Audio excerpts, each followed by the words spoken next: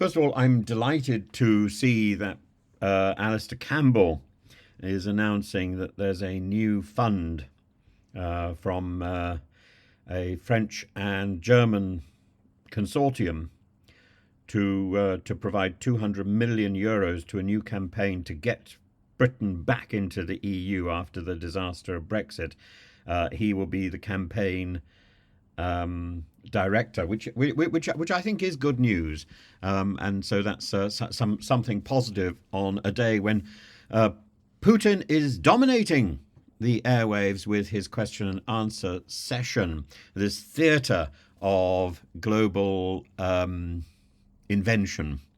And there's an interesting ensemble here. Vladimir Putin on the one hand, then Zelensky navigating his own precarious diplomatic stage, and Syria, Assad, once a centrepiece of Russian influence, now teetering on the brink of irrelevance, at least for Putin, or worse, strategic loss. First, let's deal with President Zelensky. His meetings with EU leaders and NATO officials today underscore the urgency in securing a united Western front before Donald Trump's return to the White House that potentially disrupts the status quo. And Zelensky is adapting, even softening his rhetoric, suggesting a ceasefire that freezes the battlefield while seeking NATO guarantees. It's a pragmatic pivot born of necessity as Ukraine faces battlefield fatigue, dwindling resources, an aging army. Yet Zelensky also faces claims that from Moscow that a peace deal was blocked by none other than Boris Johnson, referred to dismissively this morning by Putin as the man with the strange haircut. Well, I think the strange haircut comes from me. That accusation, while of course couched in Kremlin propaganda, serves Russia's narrative that Western interference prolongs or has prolonged the conflict. And such claims, though entirely unsubstantiated but repeated so often, resonate with audiences that Putin seeks to influence. Putin's marathon Q&A session, a cornerstone of his public strategy, is both an exercise in control and in fantasy. And this year, he pivots between bold claims and thinly veiled threats. For instance, his challenge for a high-tech missile duel with the US over Kyiv is absurd yet chilling.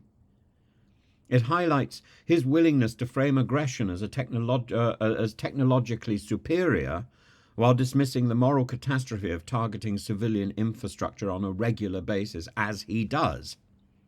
His rhetoric on Syria, however, reveals his vulnerability. His assertion that Russia achieved its goals in Syria, a decade-long intervention propping up Assad, rings hollow, doesn't it?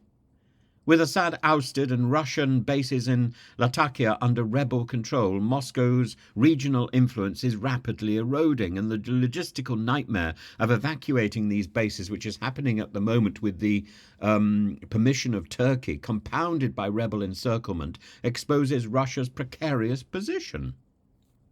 The fate of Russia's Tartus naval base in the Khmeimim airfield epitomizes the dilemma. Both are vital not just for Middle Eastern operations for Russia, but for Moscow's broader military strategy, including Wagner-linked activities in Africa.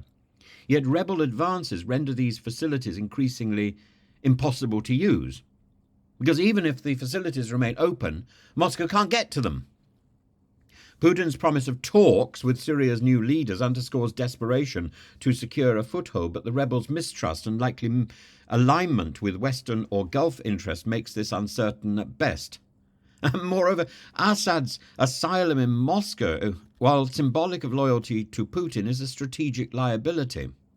Even when Putin says that he's going to meet Assad soon, the ex-president's fall strips Moscow of a reliable ally, and any guarantees from Syria's new leadership are precarious given its fragmented power structure and the potential overtures to Western powers which have already begun. These threads converge in a broader narrative of diminishing Russian influence.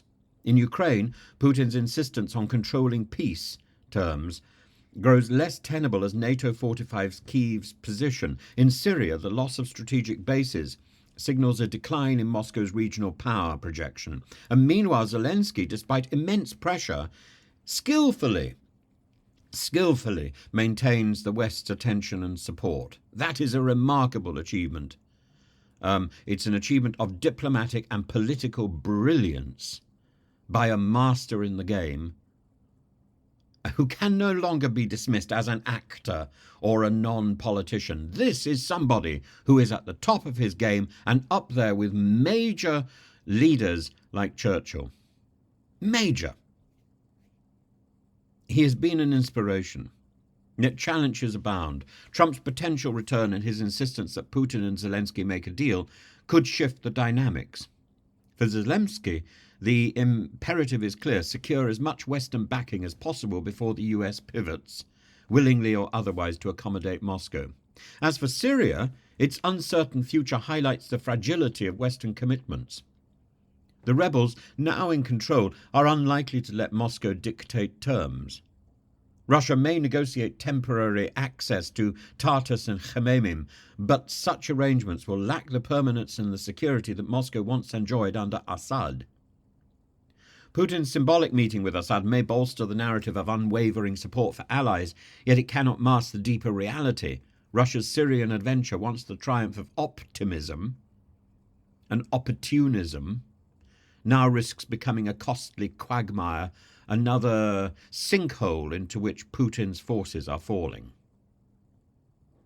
So, in this evolving global drama, Zelensky emerges as a leader adept at balancing diplomacy and resilience unlike anybody else. Putin, by contrast, is increasingly reliant on bluster to obscure his country's setbacks and the Kremlin's setbacks. Syria, the stage of Moscow's former triumph, now threatens to become the lasting symbol of its overreach.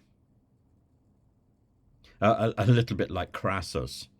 And the question is not what happens next, but whether these actors can reshape a narrative of loss into one of opportunity, or whether they will be consumed by the very chaos that they helped create. By these actors, I mean Putin and Assad.